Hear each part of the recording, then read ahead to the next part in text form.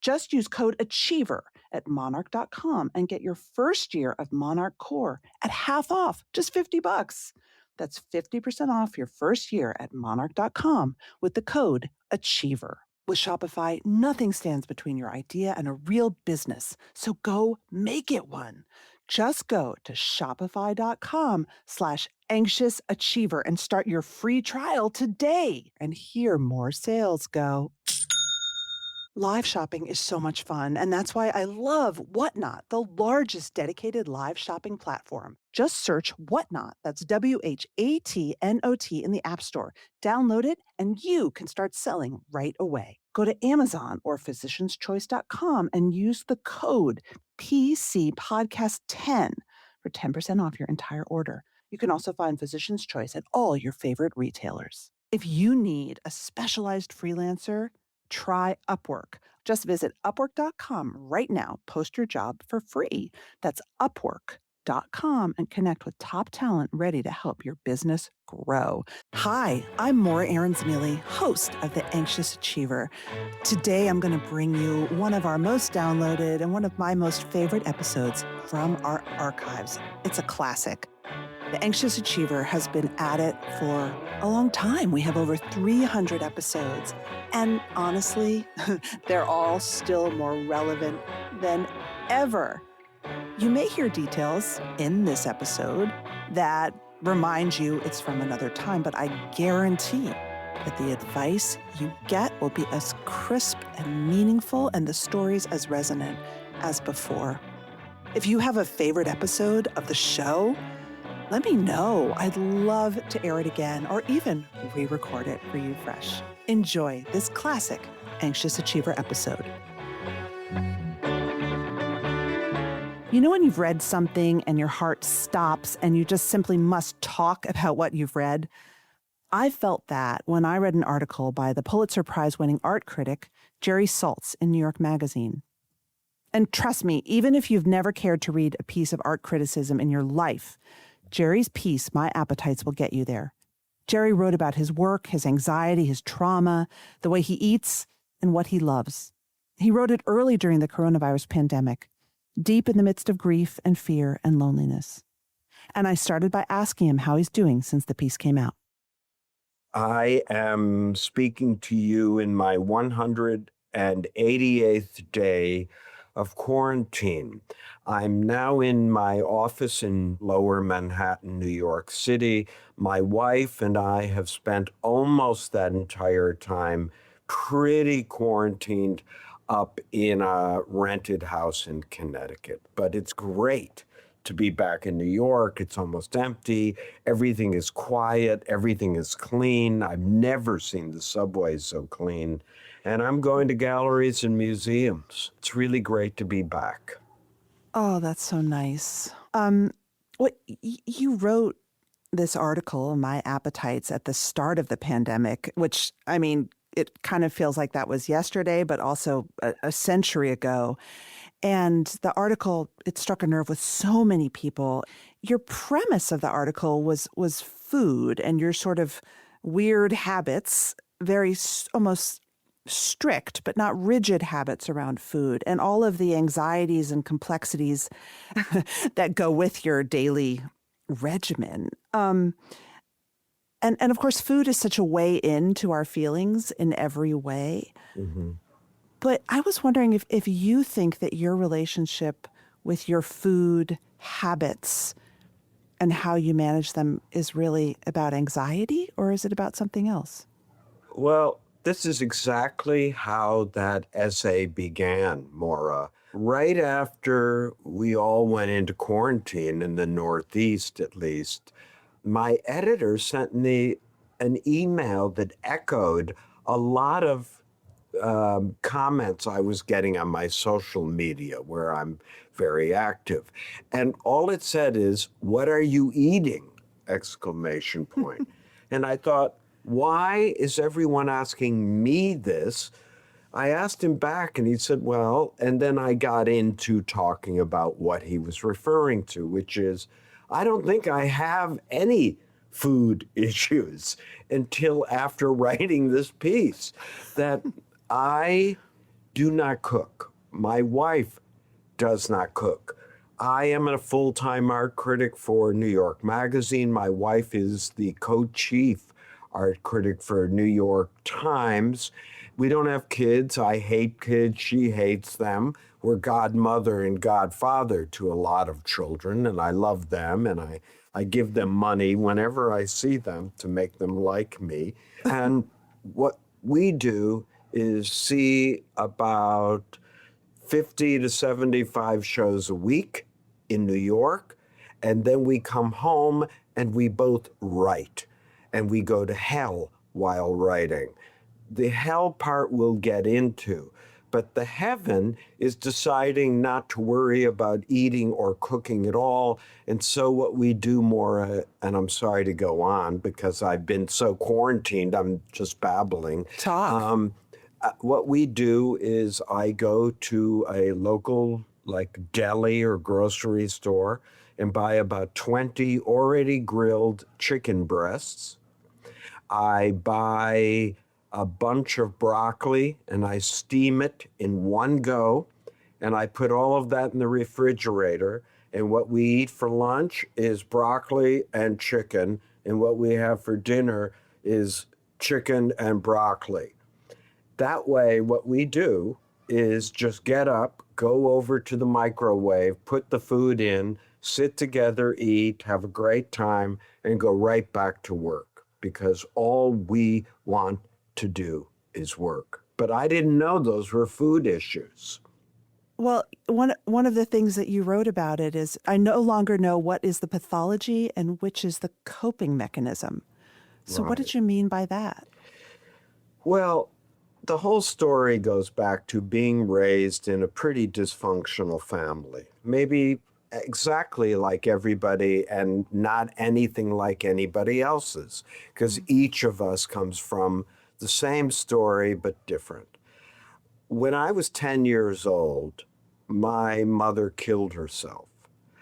I, my father never told me that. All I knew was one day I came from home from our temple Sunday school, and he said hello to me and my two younger brothers. I'm 10. We're in the rec room.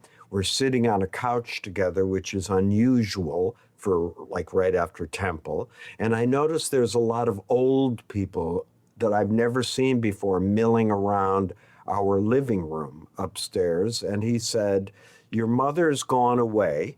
I said, "Where did she go?" He said, "To the angels." I said, "When will she be back again?" And he said, "She's not coming back." I then asked, "What are we doing with her car?" He looked at me funny, and that was it. There was no funeral, no mourning, no lying in Shiva, no nothing. She was never spoken about again for the rest of my life. The point being that I then kind of grew up on the other side of the law. There was my father later remarried a Polish working class Catholic with two kind of gangster sons, one my own age.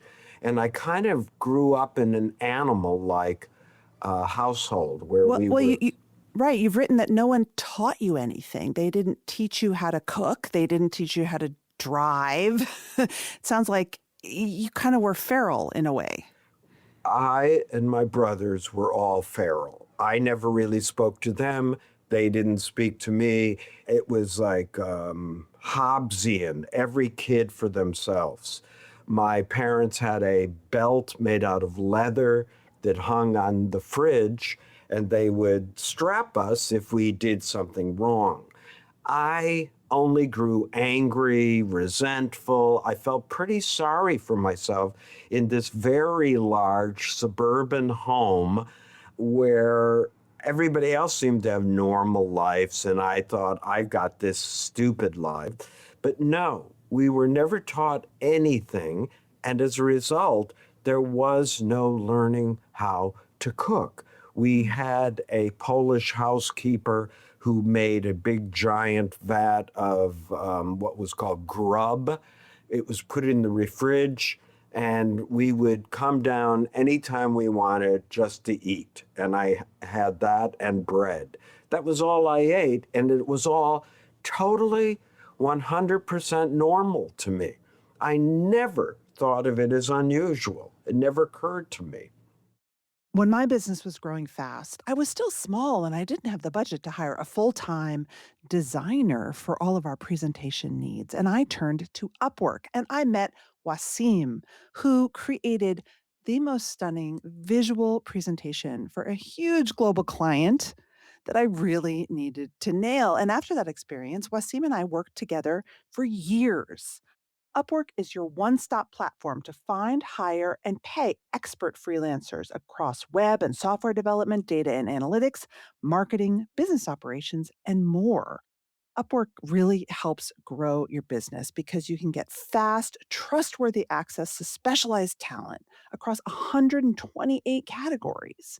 Just visit upwork.com right now and post your job for free. That's upwork.com to connect with top talent ready to help your business grow. That's Upwork, upwork.com, upwork.com.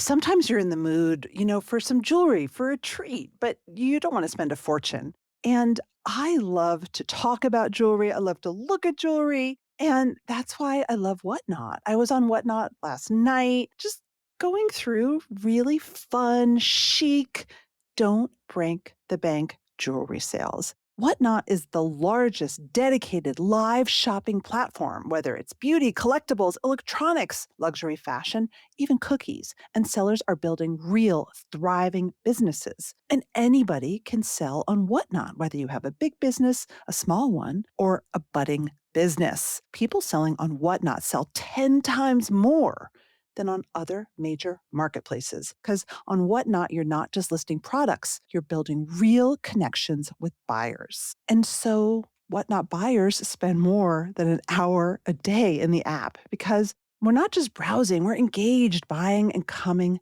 back. Search Whatnot. That's WHATNOT in the App Store. You can download it and you can start selling right away.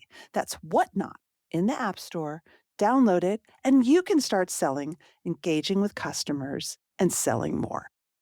When you were 10, you lost all control of your circumstances. Everything sounds like got extremely chaotic, extremely scary, extremely dangerous. Has anyone talked to you about the desire to control through food and to maintain a life that is free of things besides work as a reaction almost to the chaos you grew up in? Well, not really, Maura. I Hmm. guess I went my own way. And I ended up never going to college because my parents never thought of, you know, bringing us around to colleges. I guess that's what kids did. Or setting us up for the SATs, which I took and just filled out all in about 10 minutes and made a beautiful pattern, which I really loved, a beautiful geometric pattern out of my answers, and graduated at the bottom of my high school. But I graduated, and that night I moved into an apartment with some other friends in a rat hole in downtown Chicago, and I never went home again. I still have no college degree. I became a long distance truck driver. So when you talk to me about ideas of control and food, that for me, even though I wrote an essay that used that as the centerpiece, Mhm. that's kind of the hole in the donut, so to speak, that's so far down on the list that I think, well, I've really done well with food, in all honesty. And you provide. I mean, the thing that was touching for me was having grown up with no models of caretaking. The way that you write about taking care of Roberta, your wife, is Yeah. so dear and so touching. Well, Roberta was diagnosed with uterine cancer in 2014. And I remember going inside of myself, knowing that this is what I was facing, thinking, well, I've got to really, really man up, as it were. And I always decided that I would take care of her and cook for her from the beginning, because she didn't cook, and I think her work is much better than mine, and I happen to love mine. So I'm not putting myself down. And I want her to work above all, because I think she's one of the greatest art critics to ever live, certainly the greatest alive right now, blah, blah. I'm biased. And so I grew up around no women. And this really caused a problem for me, that I had 5 brothers, a father, a stepmother for a while, and then she died. Not that I was aware of it. They never even told me that when that happened. But the point of all this, I think, is that somewhere in here, I learned to take care to get my work done, although it took me till I was 40 to become an art critic. I had never written a word in my life. I was in hell as a long-distance truck driver eating Kentucky Fried Chicken out of big barrels while I sat in the truck, totally isolated, yet in love with art. And whenever I came back to New York from these long-distance truck runs, the only Jewish truck driver, I might add, probably in the world, my handle was the Jewish cowboy. I used to come on and go, "Shalom, partner," and no one ever spoke to me. They didn't think it was funny? No one liked it? No. I thought I was being pretty funny. And the truckers spoke to each other all day and all night on this goddamn thing. And then I would come on finally and try to say something, and they all went silent. Everybody had me marked. Somehow, I was a ringer and they knew it. I was just a suburban kid. I was a fake. I wanted to go back, and I want to read a little bit of what you wrote about your panic anxiety and your panic attacks. I think you were in your mid-20s, right? Or a little when you started having very bad panic attacks, and you say that your long, silent subterranean demons rose up and you started having panic attacks. These attacks made me afraid to be with anyone, to go into public, to go anywhere far from home. And you also took out your panic on food, right? You would just, sounds like, get food, wolf it down, and live with this panic that anyone listening who's had panic anxiety, and I have panic anxiety, we can feel that feeling of even going down the street feels too far from home.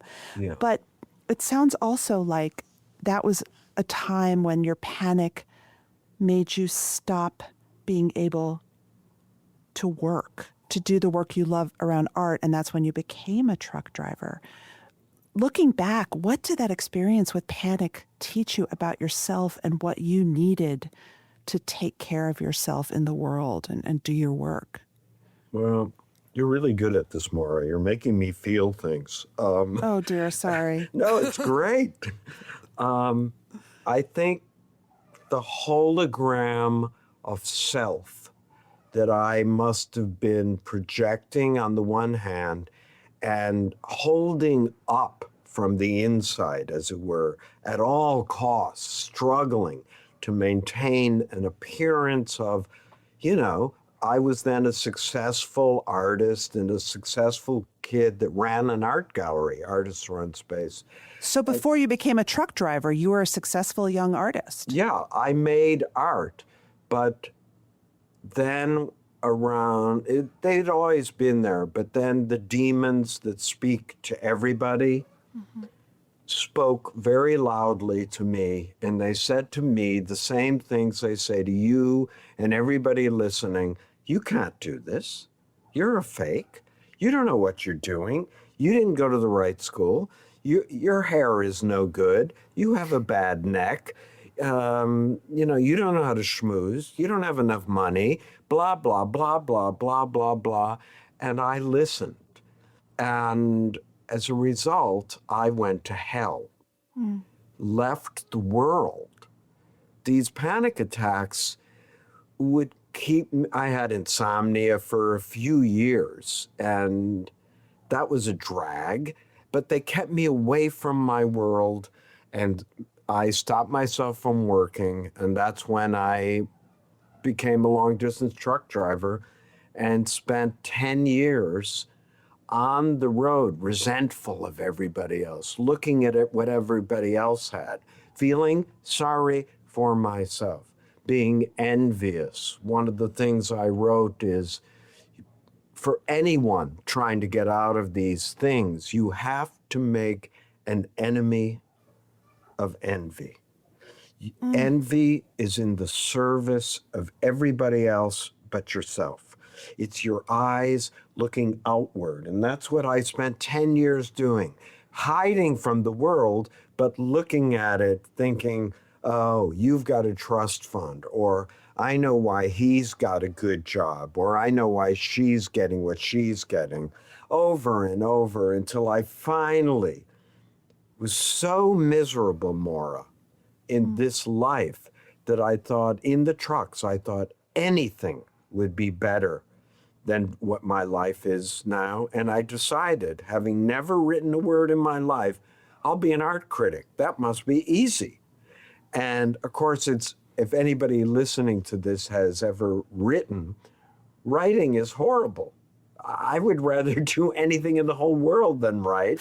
Well, but I'm just curious. So I have this image of you driving 10 years stewing over your truck, Mm-hmm. filled with envy and rage. And that's the thing about depression. That's the thing about anxiety, right? It creates these monsters that never leave us. What was the moment where you said, screw this, I'm getting off the road and I'm going to write, even though I'm going to hate it and it's hard and I'm probably going to be bad at it and I don't even have a college degree? Do you remember what made you save yourself?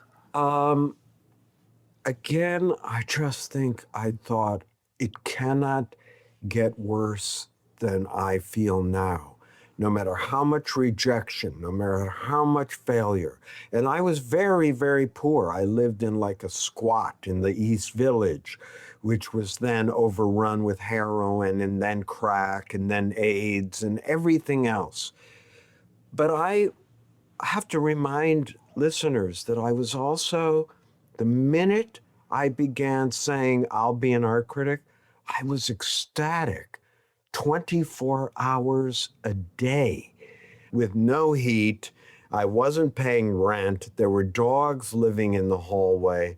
And I was in heaven thinking, for the first time in my life, I'm now in pursuit of something, of trying to be, in this case, an art critic. I think it was just saying out loud, and this is why we love big cities. Saying out loud to somebody when they said, what do you do? And I just lied and I said, I'm an art critic. And I remember the person went, huh, cool.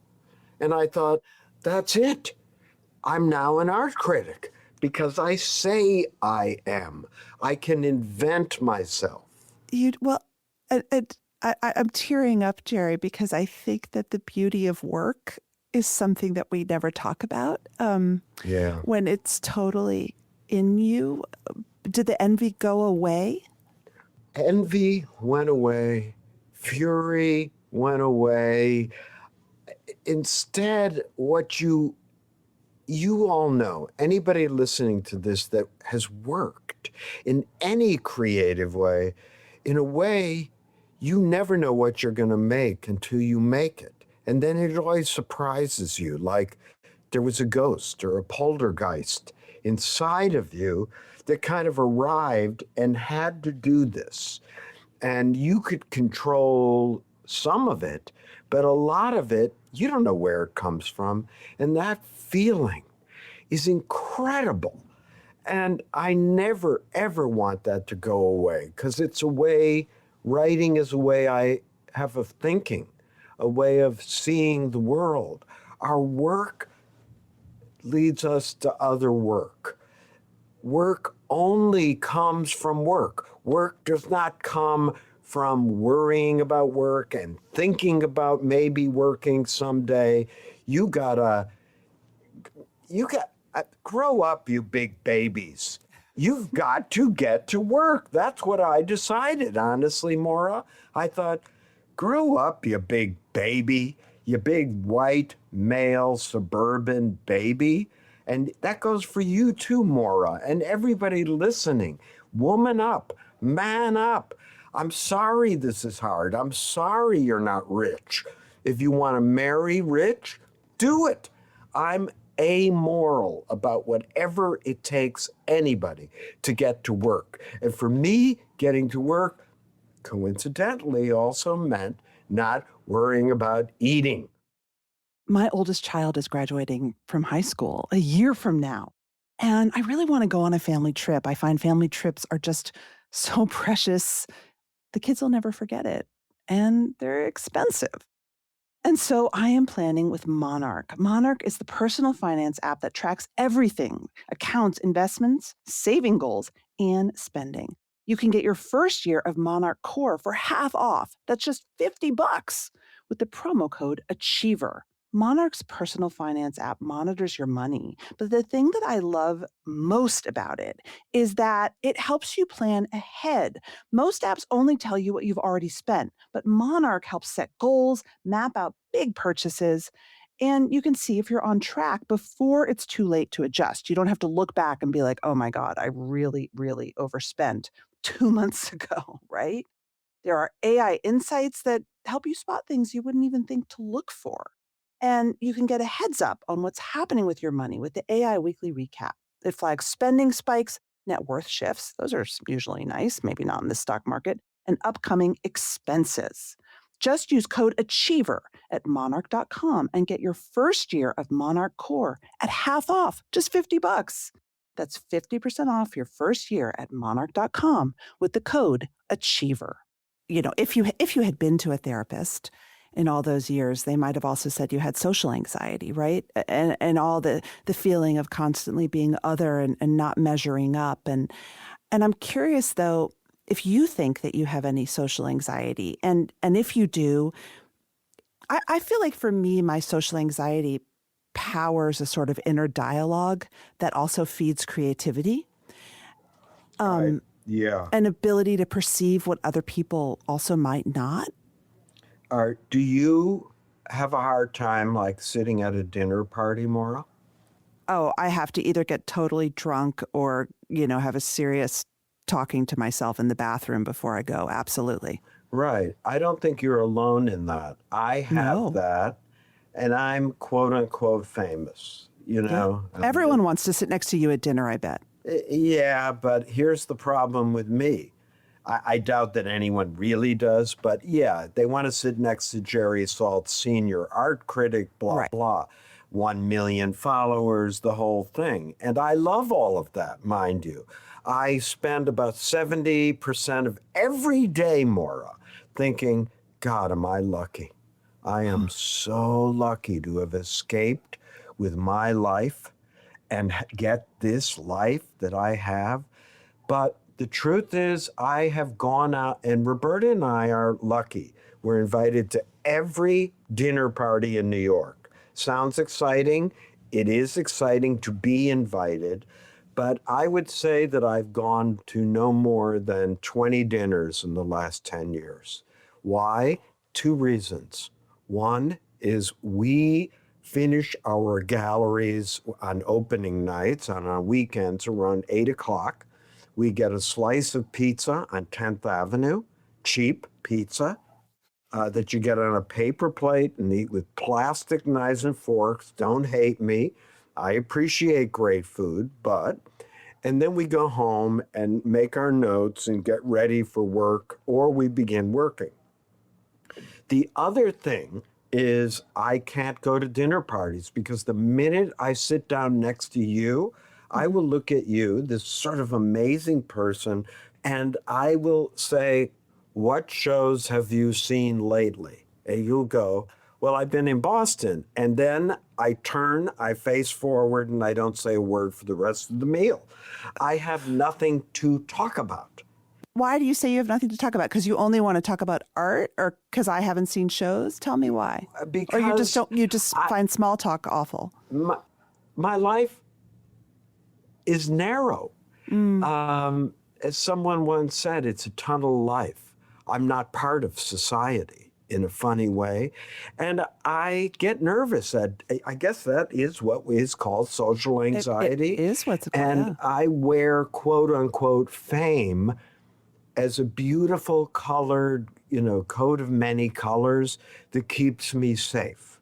So I can be in the world and I'm recognized, and that part is fun. I have to say, I like that because I wanted criticism to be able to reach people like me. I wanted art to be understood and not be intimidating for people like me. I wanted art criticism that didn't sound like the late Marxist commodified post simulacra object of the Derrida Hegelian parallax. That stuff, I don't understand a word of that. I'm not sure who does. It's written by 155 people for 155 people. I didn't want that. So my work is very popular. It's very accessible. And what I found as a coping mechanism was to be, quote, famous in my tiny, tiny, tiny world. And that way I can, I guess, control my surroundings. So I get to be invited to the dinner. I go around for the drinks, and I don't really drink. I guess I have a beer. And then I can talk to everybody for 4 minutes. Wouldn't this be your ideal dinner party, It would be Maura? my ideal dinner You party. walk, you don't sit down, you say Oh, hi. You're brilliant. The other person amazes you. but And but here's the thing that's instructive for listeners who maybe aren't famous like you is that the reason I was so attracted to what you wrote and who you are is that you have crafted what sounds like exactly the life you want, mm-hmm, doing the work that you love. mm-hmm. Your limitations are so vividly present to you, right? You acknowledge them, but you have created your life. And does that sound true to you? And what advice do you have for someone listening who says, you know what? I don't want to pretend to be who I'm not. I want to do what Jerry does. I just want to do the work I love and screw everything else. I would say, Maura, that it's the easiest thing in the world. First, you have to get to work, you big baby. You have to work. I'm sorry. I've tried every way there is around work. So have you. So has every person listening to this. You have to be willing to get lost Mm. and become embarrassed when you work. I promise you, when you begin to work, you will soon be humiliated, horrified by what you're doing, how bad it is, how revealing it is, how stupid you are, how bad your ankles really are. That's the first sign that you're beginning to do things that might be helpless for you to otherwise do, meaning you're doing what you must do. You must learn to write, to be, to behave in your quote own voice. That means, yes, you have to learn your skills. That means, in my case, looking at thousands of works of art, to never stop looking, but then be able to somehow say what I think in my own voice. And I want that voice in your work. I want your listeners to fly on extended wings. Stick out your scaredy cat wings, you big baby, and there are no wasted days. You clear your desk, you clear the studio. The work you make should not be made for the distant future.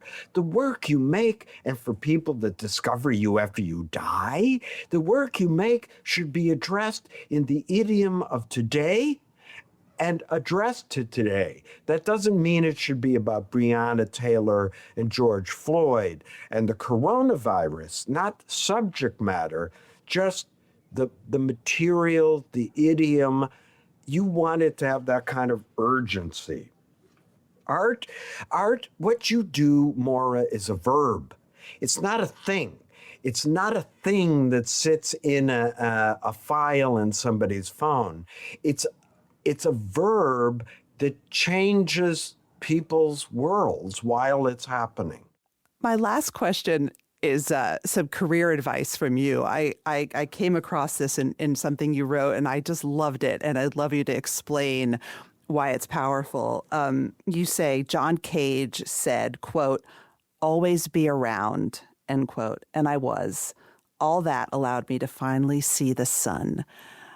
What does always being around mean? Here's what it means, Maura. That Jerry and Maura might have a social disease, and that is they're afraid sometimes of being around people that they won't measure up, that they want to go home, that they'll have a panic attack, or they're too thin or fat. But all of us are vampires, and we must stay up late, online or in person, every night, my brothers and sisters, with other vampires, people half crazy the way you are half crazy, to invent these new languages, to carve these new idioms, to know what each other means when they speak, you must show up. You can't just hide out. It doesn't work that way. It works that way for me now, but I've earned that. I went from my 40s all the way till I was 60, 20 years of failing in public every night, even though I was poor and had a full-time job all that time as a chauffeur driver, a limo driver. I worked in galleries, but I went out every night with my terror, and that's what I mean, show up. Do your work. Why is that not workaholism, though? Oh my God, I never even thought of it. I think it's lifeism, and I love showing up. I don't know. Therapists listen to this. I don't think Maura and I get deep pleasure from it, and we know how to get pleasure from taking walks and watching bad TV and yelling at our cat. But we also know how to go to parties and learn the new idiom of 2020. And if that's workaholism, I'll have double. Jerry Saltz, thank you so much. You are amazing, and I'm grateful to be here with your listeners. That's it for this week's show. If you like the show, follow us and tell your friends. And please leave us a review. It really helps the anxious achiever get found by people just waiting for our content. I'm your host, Maura Aarons-Mele. Lots more to come in the next episode.